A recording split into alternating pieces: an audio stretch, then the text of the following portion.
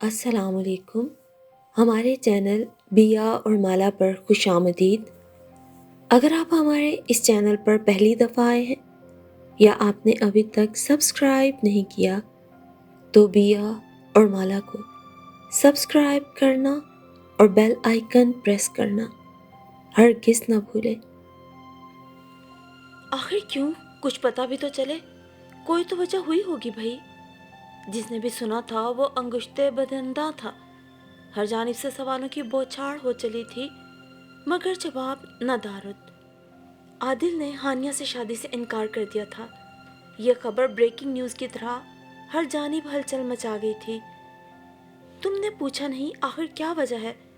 ہانیہ کے والد شاکر صاحب نے بے چینی سے ہتھیلیاں ملتے ہوئے اپنی بیگم سے پوچھا تھا مگر انہوں نے کہا کہ انہیں خود نہیں معلوم۔ آمنہ بیگم نے اپنے مسلسل گرتے آنسوؤں کو پلو سے پونچھتے ہوئے کہا، کیا بکواس ہے یہ؟ تم ملاؤ فون، میں خود بات کرتا ہوں صاحبزادے سے۔ یہ کیا ڈرامہ رچایا ہوا ہے؟ شاکر صاحب کا غصہ سوا ہونے لگا۔ عادل نہیں ہے یہاں، وہ کل رات ہی کی فلائٹ سے ارجنٹ میٹنگ کے لیے اسلام آباد چلا گیا تھا۔ آمنہ بیگم نے ہچکیوں میں جواب دیا، چلا گیا یا بھاگ گیا؟ ڈرامہ باز، فروڈیا کہیں کا، ہماری عزت کا تماشا بنا کر خود روپوش ہو گیا۔ تم فون ملاؤ، میں پوچھوں تو صحیح یہ کیا حرکت ہے؟ یہ شریفوں کے اوصاف تو نہیں ہے۔ شاکر صاحب اب غصے سے ہانپنے لگے تھے۔ آمنہ بیگم ان کی حالت دیکھ کر گھبرا گئی۔ آپ خود کو سنبھالیں، بی پی ہائی ہو رہا ہے، طبیعت بگڑ جائے گی۔ میں حمید بھائی اور رفت بھابھی سے بات کر چکی ہوں مگر انہیں حقیقتاً کچھ علم نہیں۔ وہ خود اس اچانک پیدا ہونے والی صورتحال سے پریشان ہیں۔ رفت بھابھی بتا رہی تھیں کہ عادل کی آفس سے واپسی کے فوراً بعد ہی آفس سے کال آ گئی تھی کہ اسے کسی ارجنٹ میٹنگ کے سلسلے میں اسلام آباد جانا ہوگا۔ آپ کو تو پتہ ہی ہے وہ اکثر جاتا رہتا ہے، اس کی جاب کی نوعیت ہی ایسی ہے۔ وہ لوگ شام میں آئیں گے اور تفصیل سے بات کریں گے۔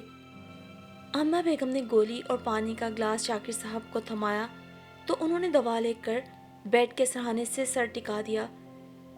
میں نے آپا بیگم اور فریدہ کو بھی بلا لیا ہے۔ آمنہ ان کے برابر آ بیٹھی تھیں۔ اللہ کی پناہ بیگم، آپ بھی حد کرتی ہیں۔ لوگ ایسی باتوں پہ پردہ ڈالتے ہیں کہ بدنامی نہ ہو، اور آپ سارے شہر میں ڈھول بجوا کر بلاوے دے رہی ہیں کہ آؤ تماشا دیکھو۔ وہ ایک بار پھر اٹھ بیٹھے تھے، غصے سے ان کے ہونٹ کپ کپانے لگے تھے۔ آپ بات سمجھنے کی کوشش کریں، اول تو ایسی باتیں چھپی ہی نہیں رہتی، اور اگر خدا نہ خواستہ بات بننے کی بجائے بگڑ گئی تبھی تو آج نہیں تو کل انہیں پتہ چلنا ہی ہے۔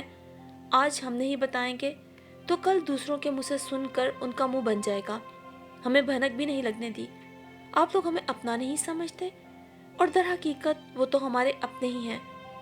چار لوگ جمع ہوتے ہیں تو اچھی بری باتیں تو کہتے ہی ہیں، برداشت کرنا پڑتا ہے، اور اچھا ہے ذرا سمجھانے پر بھی روب رہتا ہے کہ بھائی ان کے کوئی آگے پیچھے ہے۔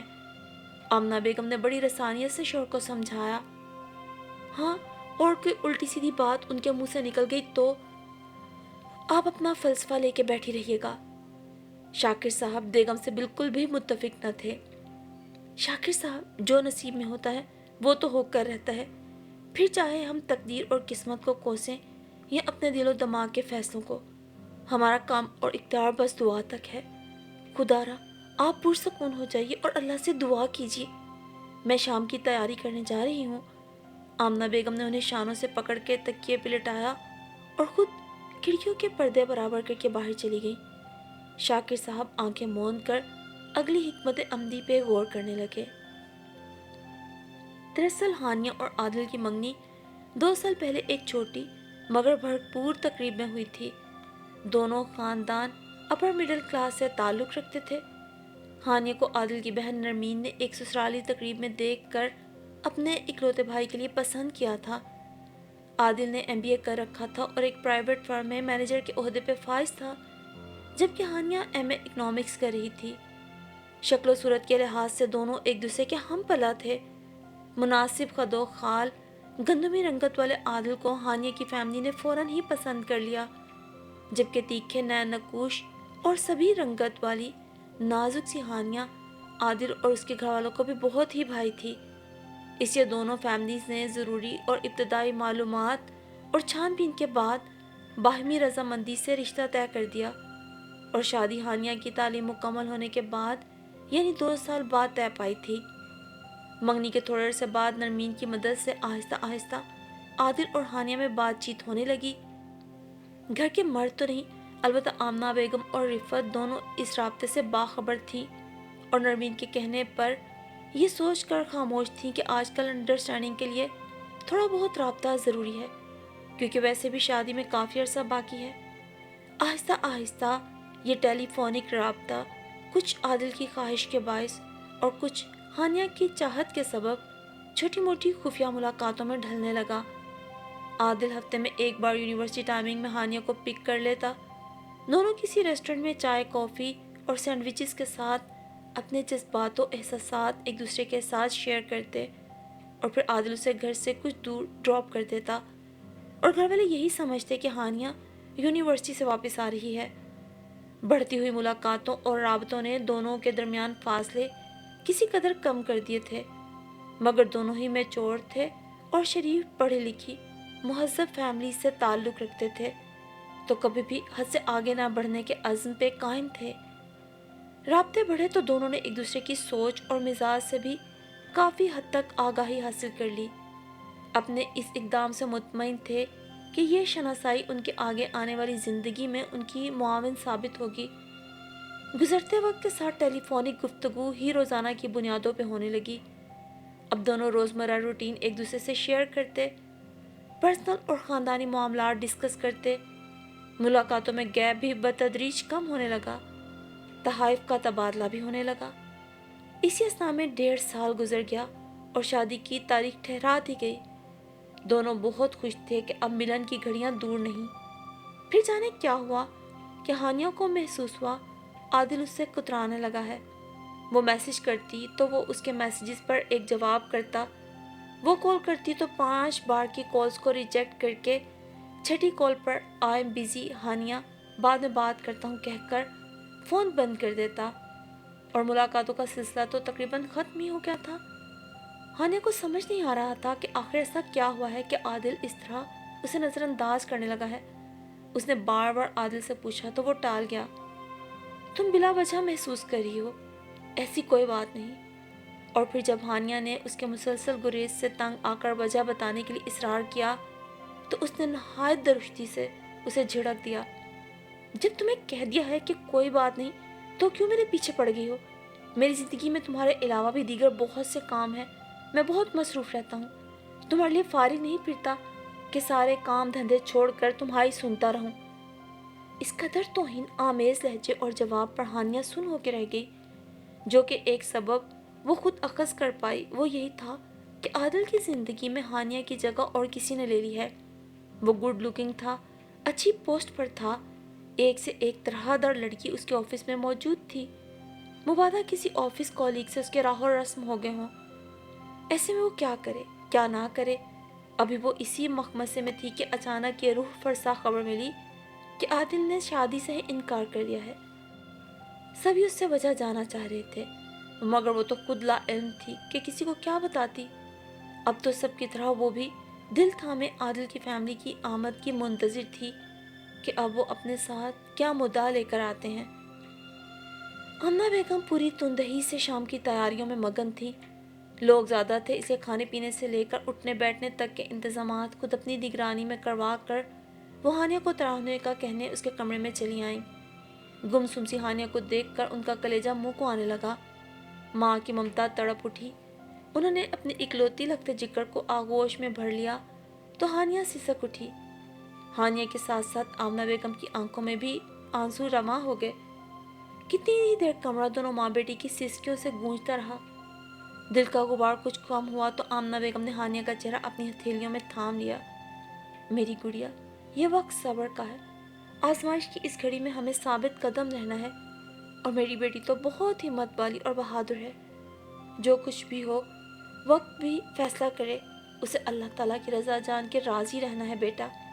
اب اٹھو، منہ ہاتھ دھو کے تیار ہو جاؤ، مہمان آنے والے ہیں اور تمہیں اپنے آپ کو کمزور اور بکھرا ہوا نہیں دکھانا ہے، ٹھیک ہے نا؟ چلو شاباش، فریش ہو جاؤ۔ خود بے پناہ وہموں اور خدشات میں گری آمنہ بیگم نے اپنی لاڈلی بیٹی کو تسلی دی۔ وہ جانتی تھی کہ وہ اب ایک طوفان میں گھر چکی ہیں، انہیں بیک وقت کئی محاذوں پہ لڑنا تھا اور اس کے لیے انہیں خود کو مضبوط کرنا تھا اور ہانیہ کو بھی۔ انہیں خبر تھی کہ اس ناگہانی افتاد پر کڑے صبر کی ضرورت پڑے گی۔ یا اللہ ہماری مدد کرنا، تو ہی بس ہمارا پہلا اور آخری سہارا ہے۔ انہوں نے آنکھیں میچ کر دل کی گہرائیوں سے اپنے رب کو پکارا اور اسی سامنے دروازے پہ دستک ہوئی تو انہوں نے چونک کے آنکھیں کھول دیں۔ یہ کیا ہو گیا ہے باجی؟ آمنہ بیگم کی چھوٹی بہن فریدہ ان کی نم آنکھیں دیکھ کر ان کے گلے لگ گئیں۔ مجھے خود نہیں معلوم فریدہ کہ وہ یہ سب کیوں اور کیسے کر رہا ہے، بس تم دعا کرو سب ٹھیک ہو جائے۔ مجھ سے ہانیہ کی حالت دیکھی نہیں جا رہی۔ آمنہ بیگم بہن کے شانے سے لگی سسک رہی تھیں۔ آپ ہمت رکھیں باجی، اللہ سب خیر کرے گا، ورنہ آپ کی ایسی حالت دیکھ کر تو ہانیہ خود گھبرا جائے گی۔ ویسے ہانیہ ہے کہاں؟ تیار ہو رہی ہے، مہمان آنے والے ہیں نا؟ اچھا تم یہاں بیٹھو۔ ہانیہ اکیلی تھی تو میں آ گئی، اب ذرا کچن میں جا کر دیکھوں کہ سغرا نے تیاری کر لی ہے یا نہیں، آمنہ نے کہتے ہوئے کمرے سے باہر کی راہ لی۔ محض 5 منٹ بعد ہانیہ تیار ہو کر آ گئی۔ آنی، اپنی سہیلی جیسی خالہ کو دیکھ کر ہانیہ ایک دم فریدہ کے گلے سے لگ گئی۔ آنی کی جان، فریدہ نے منموہنی صورت والی معصوم بھاجی کا ماتھا چوما اور اسے باہوں میں بھر لیا۔ ہانیہ کا دل درد سے بھر رہا تھا۔ فریدہ نے ہی اسے من کا غبار نکالنے کا موقع دیا۔ ہانیہ میری بچی، لرزتی کانپتی آواز پہ ہانیہ نے پلٹ کر دیکھا اور ایک دم کھڑی ہو گئی۔ پھپھو، ہانیہ آپا بیگم کے گلے جا لگی اور آپا بیگم نے اپنی عزیز بھتیجی کو بھینچ لیا اور اس کے ساتھ خود بھی تڑپنے لگی۔ عجیب منظر تھا۔ کمرے میں داخل ہوتی آمنہ بیگم لمحہ بھر کر ساکت ہو گئیں۔ اپنوں کا دکھ درد کیسا سانجھا ہوتا ہے، چوٹ ایک کو لگے تو دوسرے کو درد ضرور ہوتا ہے۔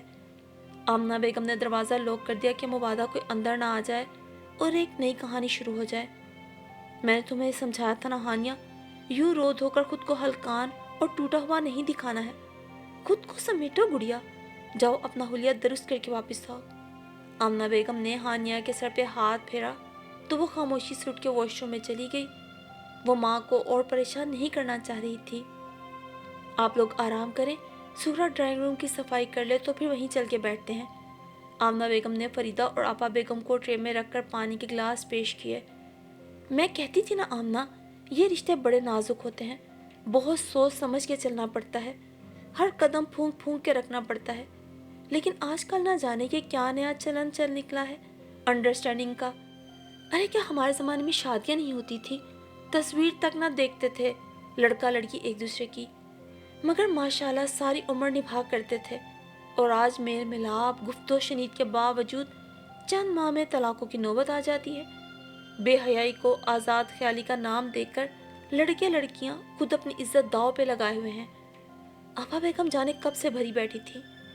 میں کیا کرتی آپا، اگر رابطہ نہ کرنے دیتی، پابندیاں عائد کرتی تو لوگ کہتے جانے کیا چھپانا چاہ رہے ہیں جو آج کل کے زمانے میں اتنی سختیاں کر رہے ہیں۔ آمنہ بیگم نے بے بسی سے ہونٹ بھینچے۔ یہی حقیقت ہے باجی، آج کل اگر بچیوں پر زیادہ پابندیاں عائد کی جائیں تو وہ باغی ہو جاتی ہیں۔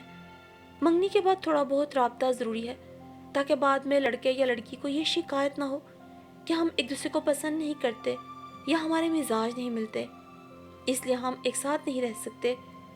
جیسا دیس ویسا بھیگ کے مصداق نہ چلا جائے تو دنیا کو کھوج لگ جاتی ہے کہ جانے کون سا راز چھپانے کی کوشش کی جا رہی ہے۔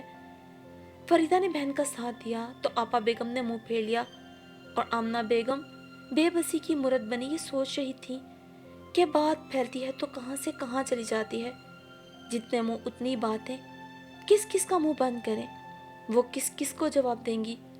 ان کی بیٹی کی عزت اور زندگی داؤ پہ لگی ہوئی تھی اور ان کی جان سولی پہ اٹکی ہوئی تھی۔ بے قصور سزا بھگتنے کا درد حلق کے راستے سینے تک اتر گیا۔ آمنہ بیگم اپنی کراہیں چھپانے کے لیے اپنے ہونٹ کاٹنے لگی۔ بھائی صاحب آپ یقین کریں، جو کچھ بھی ہوا وہ میرے گمان میں بھی نہیں تھا۔ ہانیہ مجھے اپنی بیٹیوں کی طرح عزیز ہے، ہم بھی بیٹیوں والے ہیں، جانتے ہیں کہ ایسی صورتحال میں بیٹی کے باپ پہ کیا گزرتی ہے۔ آمنہ بھابی، ہم خود عادل کی اس حرکت پہ بے حد شرمندہ ہیں۔ سب کچھ اتنا اچانک ہوا کہ میں خود شوق ہو گئی۔ मेरी समझ में नहीं आया कि क्या करूं। यकीन माने जब से वो गया है 3-4 बार उसका फ़ोन आया है, मगर मैंने उससे कोई बात नहीं की। रिफ़त जो कि आदिल की माँ थी, वाकई खुद भी रंजीदा थी। बाजी और भाई साहब की तो नींदें उड़ी हुई थी और मामले कुछ ऐसे उलझे हैं कि गोया समझ नहीं आ रहा। फरीदा ने भी गुफ्तगू में हिस्सा लिया। भाभी, रिफ़त तो आप लोगों को अभी कुछ बताना नहीं चाह रही थी कि ज़ाहिर आप लोग वजह पूछेंगे, और हमें तो इस नालायक ने खुद मखमसे में डाल रखा है और एक ही रट लगाई हुई है कि आज आकर बताऊंगा। ना हिंजार कहीं का, हमें इस उम्र में रुसवा कर रहा है। हम खुद आपकी दिल आज़ारी नहीं करना चाह रहे थे, लेकिन आपको आगाह करना इसलिए ज़रूरी था कि आप अचानक इस गैर मामूली सूरत हाल से घबरा न जाएं। जवान औलाद है शाकिर भाई, हम समझा सकते हैं, नाराज़ हो सकते हैं, डांट डपट भी कर सकते हैं, मगर उसके साथ गुत्थम गुत्था नहीं हो सकते। हमारी तरफ से आप बिल्कुल बेफिक्र रहिए। अब वो आ जाए तो बैठ कर बात करते हैं। उम्मीद है मसला सामने आएगा तो उसका हल भी निकाल ही लेंगे। हमीद साहब ने तसल्ली दी तो शाकिर साहब को उनका मस्बत रवैया और हमदर्दी देखकर कुछ ढारस हुई। उनका अज हद खराब मूड भी बहाल होने लगा। चलो भाई बेगम, कुछ खिलाने पिलाने का मूड है, ऐसे ही भूखा मारना है या? शौहर की तबीयत बहाल होते देखी तो आमना बेगम के दिल को भी इत्मीनान हुआ और उनका मूड भी खुशगवार हुआ। आप तो ऐसे कह रहे हैं कि खुदा ना खास्ता मैंने आपके खाने पीने पे पाबंदियां लगा रखी हैं। मेहमानों का तो बहाना है, मेन्यू तो आपने अपना ही पसंदीदा बनवा रखा है। भाई बहाने तो तलाश करना पड़ते हैं जब बेगम साहबा डॉक्टर से भी ज़्यादा परहेज करवाने पे तुल जाएं। क्यों भाई साहब?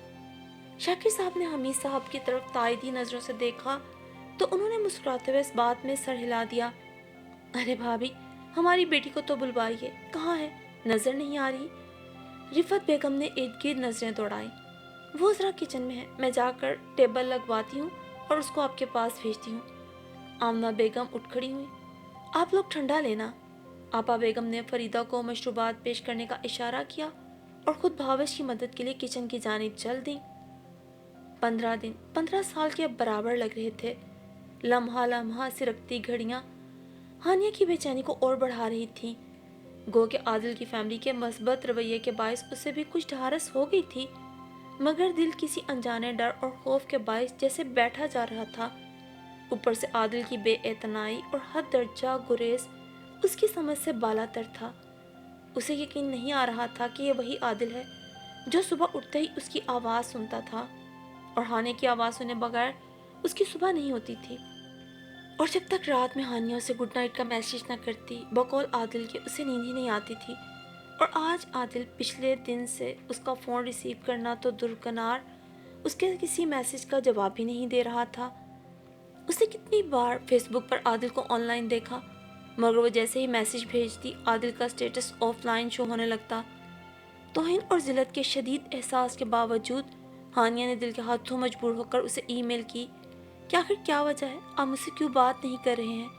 ऐसी क्या गलती, क्या गुनाह हो गया है मुझसे? मगर आदिल हनूस खामोश था। आदिल का तौहीन आमेज रवैया उसकी बर्दाश्त से बाहर होता जा रहा था। उसने नरमीन से बात की क्योंकि आदिल उससे हर बात शेयर करता था। दोनों बहन भाई में बहुत दोस्ती थी। उसने हम में से किसी को कुछ नहीं बताया हानिया।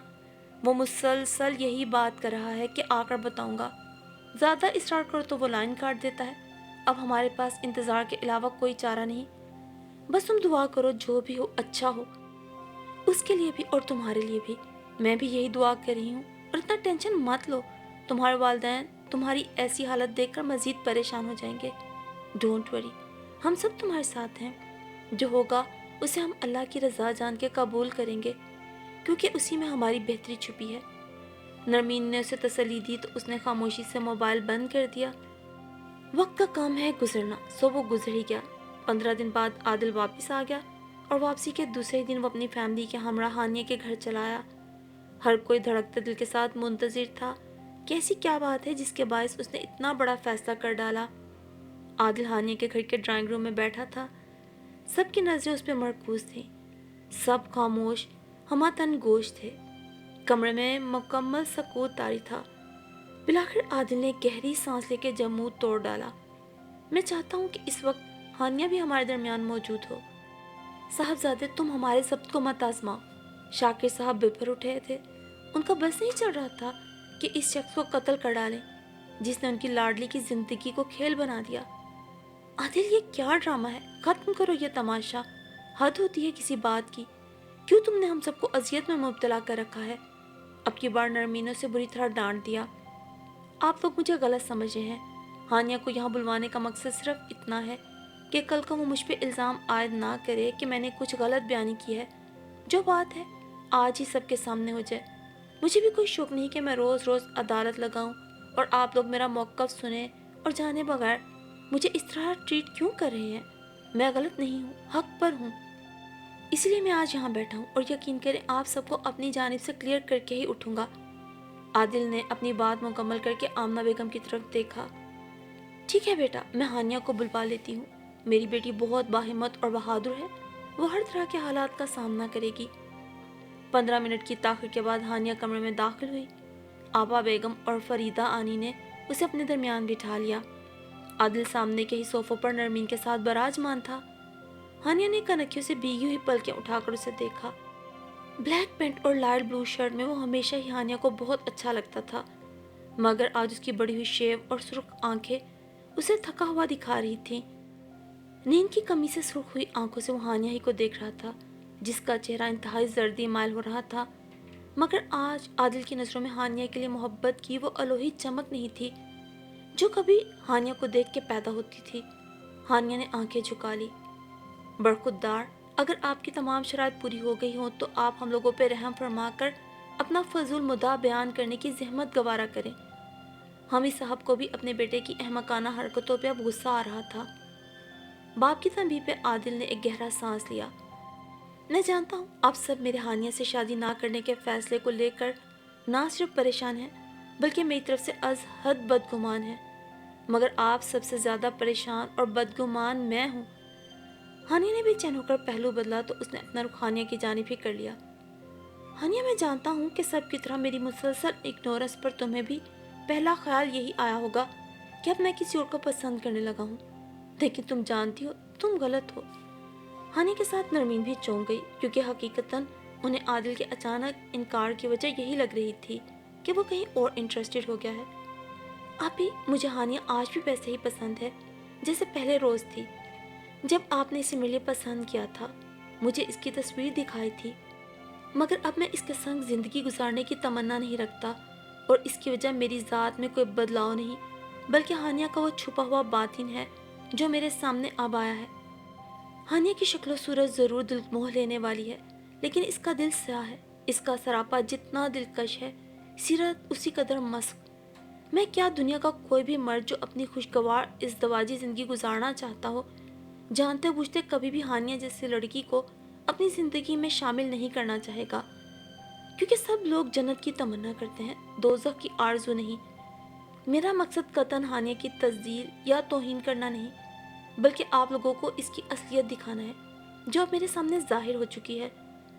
آنٹی، انکل، ہانیہ کے خیالات اور سوچ جان کر مجھے بھی ایسا ہی دھچکا لگا جیسا آپ لوگوں کو میرے انکار پر۔ عادل، تمہاری تمہید کافی لمبی ہو گئی ہے، اب تم انکار کی سیدھی وجہ بتاؤ بس۔ رفت بیگم نے نمناک نظروں سے اپنے بیٹے کو دیکھا اور آمنہ بیگم کی آنسوں سے لبریز آنکھیں انہیں واقعی ملال میں مبتلا کر رہی تھیں۔ جی امی، بہتر، میں نے یہ تمہید اپنا بیان اور موقف واضح کرنے کے لیے باندھی تھی۔ فریدہ آنی، ہانیہ شکی فطرت کی مالک ہے۔ ہم جب بھی بات کرتے ہیں یہ ہمیشہ میرا حال احوال دریافت کرنے سے پہلے یہ پوچھتی ہے کہ آپ کہاں ہیں، کیا کر رہے ہیں، آپ کے پاس کون کون ہے، آفس میں کون کون ہے، آپ کہاں بیٹھے ہوئے ہیں، اس وقت تک امی کے پاس کیوں بیٹھے ہیں، بھائی آپ اپنے کمرے میں کیوں نہیں۔ دراصل ہانیہ مجھے سب سے کاٹ کر صرف اپنی ذات تک محدود کرنا چاہتی تھی، جیسا کہ ایک پروانہ شمع کے گرد گھومتا ہے۔ وہ میری ذات پر اپنا مکمل تسلط قائم کرنا چاہتی ہے۔ اس کی ہر بات میں سے شروع ہو کے میں پہ ختم ہو جاتی ہے۔ مجھے یہ پسند ہے، یہ ناپسند ہے، میری یہ خواہش ہے، میری یہ تمنا ہے، میرے خواب ایسے ہیں، میری آرزویں ویسی ہیں۔ اس نے کبھی یہ جاننے کی کوشش ہی نہیں کی کہ میں کیا چاہتا ہوں، میرے کیا جذبات ہیں، میں اس سے کیا توقعات رکھتا ہوں۔ اسے میرے ممی پاپا کی بھی فکر نہیں، اور صرف اسی حد تک فکر ہے کہ شادی کے بعد کہیں وہ ہمارے معاملات میں مداخلت تو نہیں کریں گے۔ میں ممی پاپا کے پاس بیٹھا ہوں تو اس کو برا لگتا ہے، और इसको ये भी मसला है कि कल को मेरे माँ बाप इस पे कोई रोक टोक तो नहीं करेंगे। बकौल हानिया के सासों को तो आदत होती है कि वो अपनी हुक्मरानी किसी तौर अपनी बहू तक मुंतकिल नहीं करना चाहती। हानिया को तो ऐसा घर चाहिए जहाँ आते ही इसे मुकम्मल इजारादारी दे दी जाए। ये किसी की डिक्टेशन बर्दाश्त नहीं करती, इसे अपनी पसंद का कपड़ा और जूता चाहिए। और फिर डेट फिक्स हो जाने के बाद तो हानिया ने मेरी ज़िंदगी और भी अजीरन कर दी। वो बड़ों के दरमियान तय होने वाले हर मामले पर डिस्कस करके बस यही एतराज़ उठा रही है कि आपके घर वाले ऐसा क्यों कर रहे हैं, वो ये रस्म क्यों कर रहे हैं, फ़लाँ जगह क्यों बुक करा रहे हैं, मुझे तो फ़लाँ पार्लर पसंद है, मेरी बुकिंग वहाँ कराएं, मुझे तो उस ब्रांड का लहंगा चाहिए, मुझे इस तरह के कपड़े चाहिए, मैं ये रंग पहनूंगी, साड़ी इस तरह की क्यों ले रहे हैं, मुझे इस तरह की साड़ी पसंद है, मुझे सिर्फ ब्रांडेड चीज़ें पसंद हैं, आखिर मेरे जूते उस ब्रांड से क्यों नहीं लिए जा रहे। मेरी समझ में नहीं आता कि जब हानिया हमारी किसी पसंद को अपनाने के लिए तैयार ही नहीं, तो वो कल को हमें एडजस्ट कैसे करेगी। आदिल के इंकशाफात पर शाकिर साहब और आमना बेगम का सर शर्मिंदगी से झुका जा रहा था। आदिल अपनी फूली हुई सांसें बहाल करके फिर गोया हुआ। इसके अलावा एक अहम तरीन वजह जिस पर कतई कंप्रोमाइज़ नहीं हो सकता वो ये है कि हानिया अच्छी राजदा नहीं है।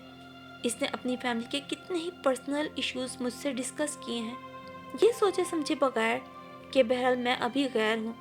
तो जब हानिया अपनी ही फैमिली की राजदार नहीं, तो कल को जब हमारी अपनी ज़िंदगी शुरू होगी तो ये हमारे पर्सनल मैटर्स को हर जगह डिस्कस करके उन्हें उछालती फिरेगी। I am really very sorry. इंतहाई माजरत के साथ, हानिया ना तुम्हें अपनी इज्जत करवाना आती है और ना दूसरों की इज्जत करनी या बनानी आती है। और शादी जैसे रिश्ते के लिए एक दूसरे की ज़ात के लिए दिल में एहतराम और इज्जत हो तो ही मोहब्बत पैदा होती है। और मोहब्बत के पौधे को परवान चढ़ाने के लिए समझौते, एतबार और खलूस से सैराब करना पड़ता है। मगर अफसोस तुम जैसी लड़कियां शादी को एक सीरियस मैटर नहीं बल्कि फैंटेसी लेती हैं, जबकि प्रैक्टिकल ज़िंदगी मीठा मीठा हप हप और कड़वा कड़वा थू थू के मकूले पे नहीं चलती। और कोई भी मर्द ये नहीं चाहता कि शादी से पहले ही उसकी होने वाली बीवी उसे ये बता कि उसे अपने वालिदैन और बहन भाइयों के साथ किस तरह रहना है। मैं फिर भी बहुत कुछ बर्दाश्त करता चला गया कि शायद वक्त के साथ हानिया ये बात समझ जाए कि मेरी फैमिली किस तरह की है। मगर सच तो यह है कि हानिया को फैमिली के साथ चलना आता ही नहीं। ये एक आज़ाद मंश लड़की है और इसे एक खुदगर्ज किस्म का सिर्फ इजारादारी वाला निज़ाम ही चाहिए। और मैं ऐसी ज़िंदगी गुजारने की हरगिज़ ख्वाहिश नहीं रखता जहाँ मैं अपने तमाम रिश्तों से कट के सिर्फ एक शमा का परवाना बन जाऊँ। उम्मीद है आप लोगों को मेरे इस इंतहाई कदम की वजह पता चल गई होगी। आंटी अंकल, मैं जानता हूँ मेरे इस फैसले ने आपको दुखी किया होगा, मगर ये मेरी ज़िंदगी का सवाल है। आमना बेगम ने हमीद और रिफत की तरफ देखा और अब उनकी आंखों में हानिया के लिए कोई हमदर्दी नहीं थी। हानिया का झुका हुआ सर आदिल के सच की गवाही दे रहा था। नरमीन भी घर वालों के साथ जाने के लिए उठ खड़ी हुई। जाते हुए उसने मलामती निगाहों से हानिया को देखा। हानिया बीबी, रिश्ते दिल से बनते हैं और तुम उन्हें कसौटी समझकर अपना दिमाग चलाने लगी थी।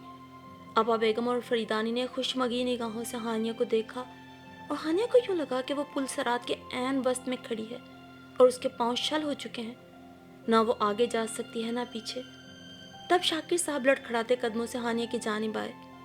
जो लड़कियां अपने घर को अपना घर नहीं समझती और अपनों की इज्जतों को नीलाम करती हैं, तो उनके मुकद्दर में ज़माने भर की जिल्लत लिखती जाती है। हानिया का चेहरा तेजी से भीगने लगा, मगर शाकिर साहब को आज लाडली बेटी से प्यार की बजाय गुस्सा और नफरत महसूस हो रही थी। फिर उन्होंने आमना बेगम को मुखातिब किया, जिनका दम हलक में अटका हुआ था। आमना बेगम, जो माएँ अपनी औलाद की परवरिश और तरबियत में सब्र, समझौते और रिश्ते चलाने नहीं सिखाती, उन्हें भलाई और बुराई का दर्स नहीं देती और उन्हें हिदायत की राह नहीं दिखाती और उन्हें आज़ादी देते वक्त उनकी हदूद बताना भूल जाती हैं, उनके और उनकी औलादों के नसीब में बिलाखिर रुसवाई ही आती है। आज तो इस घर में बैठी हुई रुसवा हुई है, कल को जहाँ भी जाएगी खुद भी रुसवा होगी और हमें भी करेगी। हकीकत का सामना करते आमना बेगम और हानिया की आंखें चुंधियाने लगीं तो उनके सर مزید جھکتے چلے گئے۔ اور یہ کہانی صرف ہانیہ یا عادل کی نہیں، یہ کہانی آج کے ہر لڑکا اور لڑکی کی کہانی ہے۔